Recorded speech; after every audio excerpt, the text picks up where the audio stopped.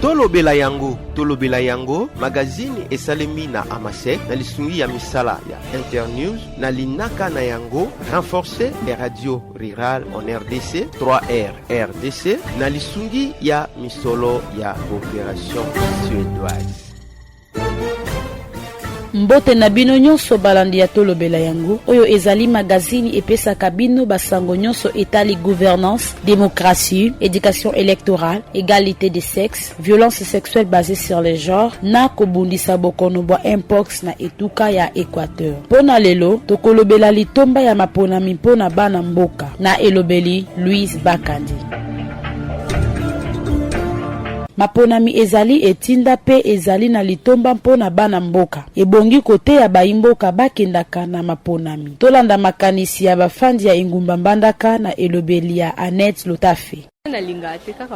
Na sala ngote age on nazaki nango permettra ki te na sala on a participé donc ezaka ngamo konde na lingite mais 2028 si Dieu fait grâce to participer nano na lekana te bo kela sezana no muke ava ko kene na bisika ya bongo ifomwa mukandezala na lekisi kutu 18 ans. Non, on n'a participé non te. Donc dans cet état nazalara vraiment nazwaka carte électeur loin étant on peut na mo complication zala inde na lekana élection te. Oui, na kienda déjà. Pona ko voter. Oui, na kendeka maponami utaba bandama makambo ba président ba député na bandaka. Après ça, je puis arrêter parce que nazaka komona injustice, nazaka komona vérité zate, moto bazaka pona, ce n'est pas lui qui passe. Il faut autre chose. Alors je peux pas participer na makambo tindwana, tant na boya complètement. Toza ko zilete ba promesse ba pesa ki ba réaliser yango baza ko sa ba préparer ba lui to ko sa ko sala bo ils ne le font pas. Alors c'est ce qu'on attend parce que tobi kapeti on veut vivre mais malheureusement on ne vit pas.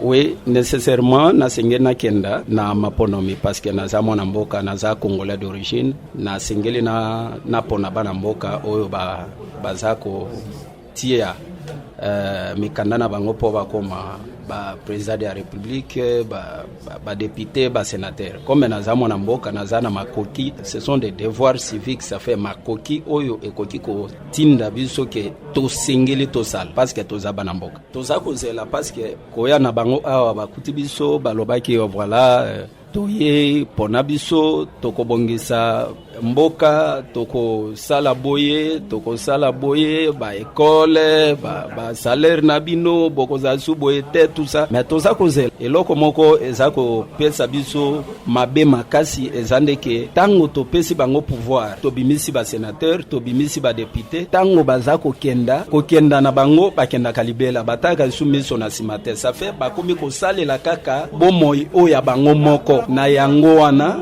epesa kabiso découragement makasi ya ko votaka bango lisusu po basala ke lokote balaki biso no to kwa usabo so na komi député na usabi no boye mais eloko moko ezate o basala kabiso pe yango ezako pesa bolembu mingi ya kokenda na ba vote na bato mosusu mais pona biso ba mosusu pona ngai ata ba pesa lokote comme naza congolais d'origine na singele na kena ko pesa bango ezamboka na ngai il fallait na kena ko voter po oya ko bima so azama yele akobongisa pembo tango iso bolanda tolobela yango.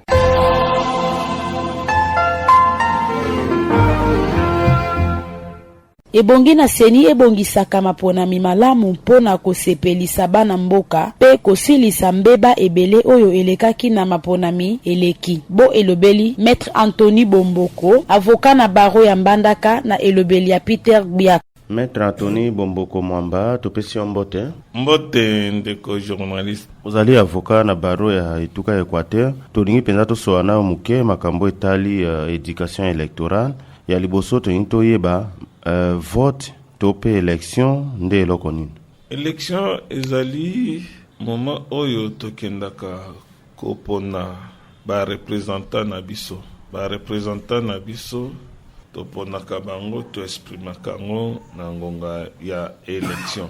Mais toponaka bango ndenge nini tokenda kopona programme o bato ba présenter programme de société na bango population atali ke oyo ezali malamu. Ezali ngonga oyo population azwaka responsabilité na maboko ke apona développement mboka na ye apona ou bien apona sous-développement mboka na ye. Ezali moment oyo population akoyeba komiyeba soki aponaki malamu ou mabe, koyeba bato ya ponaki par rapport na mboka na ye, tokoyeba développement ya mboka soki baponaki bato ya malamu. Soki baponaki bato ya malamu te, okomona ke mboka ekobanda toujours kokita ko. Bango babanda koloba ke bazali kosala malamu, mais population constant na ye ekozala ke bazali kosala eloko moko te, kosala mai bango balingi. Élection ezali ngonga oyo population azwaka bokonzi na ye, apesi moto oyo akokenda kolobela ye bien akorepresente ye. Ezali ngonga moko malamu, mais sika oyo ngonga ngo bakomande kodetourne yango na bato bazali na pouvoir, bazwa yango ekomi ngonga na bango. Voilà un peu na mwa bokuse tokoki koloba na baélection. Bongo litomba penza ya maponami baimboka bakendaka kovote, bakendaka ngo mosusu na esengo penza kotelema na moi, kotelema liboso ya babiro de vote, kasi litomba penza ya mapona mpona baimboka ezalaka nini? Mpona baimboka yango nalobaki ezali mpona botomboli mboka na bango, ezali mpona baye bamonaki ke baponaki bango basali malamu te, ba remplacer bango na bato mosusu oya malamu, ou bien baye basalaki malamu bazongisa bango ba continuer mosala malamu. Ezali ngonga oyo population aponaka ndenge nini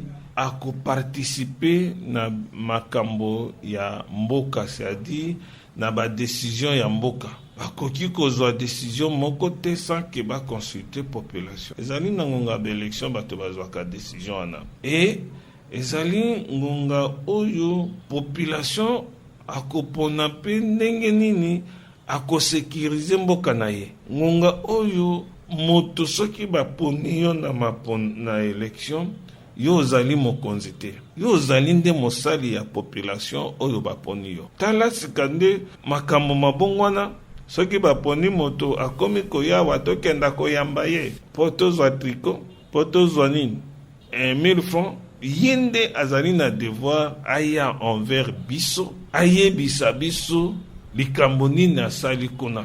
Il faut rendre compte tobengaka redevabilité. Ezali ko permettre que citoyen azala na contrôle ya mboka na ye. Maître Tony Bomboko, bongo na mboka na biso Congo démocratique, mibeko nini ya mboka oyo ezopesa biso ndingisa kokendaka na mapona mitango iso? Oui, mibeko mizali, tozali na mobeko likonzi o tobengi constitution.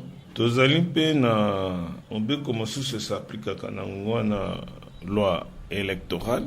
Tozali mpe na code pénal et s'applique un peu dans la élection, ce qui moto asali ba acte ya vandalisme. Tozali mpe na niveau international, tozali na déclaration universelle des droits de l'homme na article 21 ezakoloba makambo ya maponami. Tozali mpe na pacte international relatif aux droits civil et politique yango mpe ezali koloba makambo ya ba élection. Bongo mwana mboka Tony Bomboko Mwamba, ndenge ni toko kosala ete baimboka bakendaka baike kopona? Omoni population azana likambo te, ya lingaka toujours apona bakonzi na ye ou bien ba représentant na ye. Mais makambo soki bato bazali kokenda te, ezali mingi ba organisateur ya élection. Seni l'état na biso bazali kosala te population akendaka kopona te. Pona ni okomona lokola uti koleka récemment, seni alobi ke organiser liboso bato bakenda kozwa bakarte na bakarte ekomi esika ya mbongo, bakenda kopesa bato mbongo. Seni aza ko recruter bato oyo bayebi même pas kobeta machine, même pas kokoma. Ba recruter bato sans critère. Et moto mosusu moralement azali même na étiqueté. Moto soki balobi apesa mbongo aza kozwa ngo boye, aza koyoka sonité. Corruption. Eloko ya liboso yango. Ya mibale. Mal organisation ya seni. Bakarto ya pesi biso ya mabe na mona nano te. Meme mboka nyonso na mokili bapesa bato bakarte boye te. Seni baponela biso bato oyo bayebi makambo ya baélection, bazali kolimbola bato oyo population baponi te. Ozomona ke ezali kodécourager population à chaque fois soki akie kovote moto ole moto wana abima ya kobima te, bango bako bimisa moto ya bango ya parti politique ou bien ndeko na bango ou ndeko ya moto azali na seni baseya bakomande bakonzi, donc soki kaka vote po bakenda kozwa mbongo. Awa c'est partout na processus eleki oyo eyebani ke bakenda nde koteka vote, mais bakenda kozwa te volonté ya peuple. Yango wana peuple amoni ke soki nga naponi moto oyo akoki korepresente nga valablement, akoki kolobela ngai, babimisi te, babimisi kingani puisque apesi mbongo. Il faut sika bakomi kosala nini processus ya bariche, donc il faut kozala na mbongo pour que yobima na seni. Donc population akoki aza lisusu na volonté ya kopona mobola te, ya kopona moto te. L'état olia sécuriser processus na ye, l'état atiki yango polele, ba machine bakoyibaka yango, bakotambolaka nango. Omona wapi élection moko machine a voté pe moto particulier akumbaka yango akenda nango, pe ezali kobima partout. Donc bato ba favoriser tricherie, yango wana ezali ko décourager population pour que akenda ko exprimer akanisi ke bakonzi oyo bazali ko gérer, bazali ko sala volonté na bango bakonzi et non volonté ya population. Et pourtant que bango bazali wana pona volonté ya population. Omoni makambo mazali ebele pona nini, et sécurisation ezala même processus pré-électoral, ezala même pendant et après électoral, le processus n'est pas sécurisé. Bato bazako sala oya bango, bato aseni basali makambo mabe aw, totiki koyoka na punition na mokote. Donc et comment zando na bango bayebi ke soki komi période wana bakoya kozwa mbongo, vraiment ezali mawa pona mboka na biso. Bon maître Anthony Bomboko, makambo nyonso ngomso balukaka pe kaka bonga babongisa message nini yoko pesa na gouvernement ya République démocratique du Congo na nzela ya sene bongisaka maponami pe baimboka basala boni po litomba ya maponami ezali te babongisa yango malamu pe baimboka pe bakenda ko voter na esengo ebele pe bato bazobima population asepela na bango te ya pona kibango. Oui, conseil na kopesa mingi na bandi liboso na gouvernement ezaka na likambo ya makasi te na processus nyonso. Mbura matai afandisa société civile, afandisa bato ya sécurité,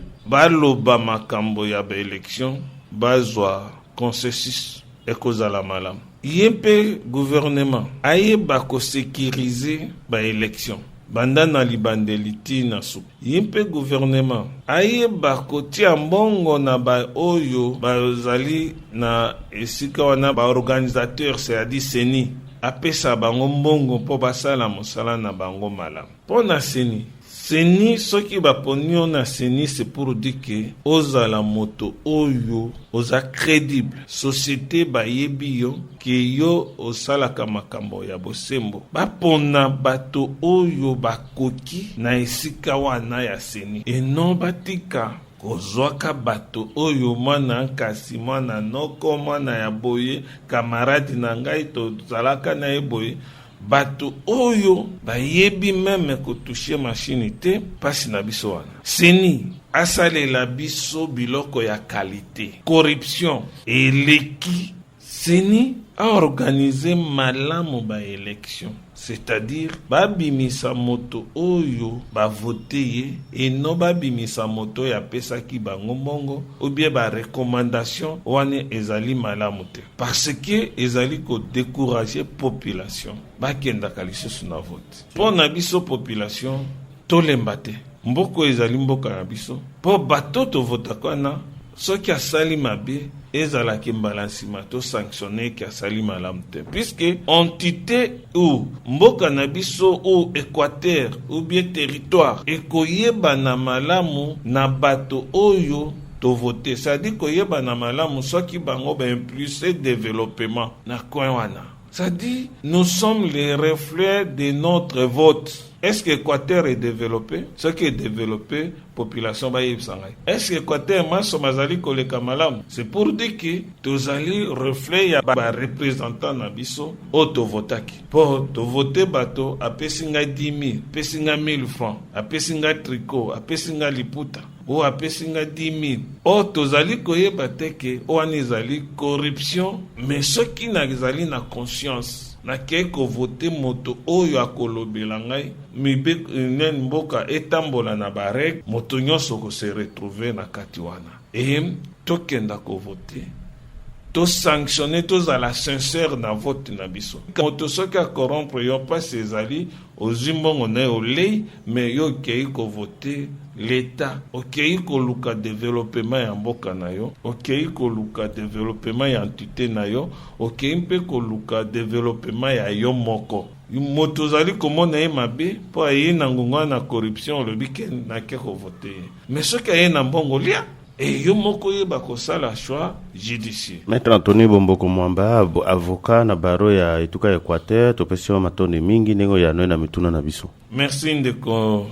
Pona koyoka maleli ya baimboka Kongo, Seni apesaka etumbu epana basani na ye pe afundaka bato oyo baibaka bilembo ya maponami na ndako ya bosembo. Ebele bazwaka etumbu. Na ngambo esusu banganga mayele ya maponami, basengi na mbula matari kopesaka Seni misolo ebele pe noki pona kobongisa misala ya maponami.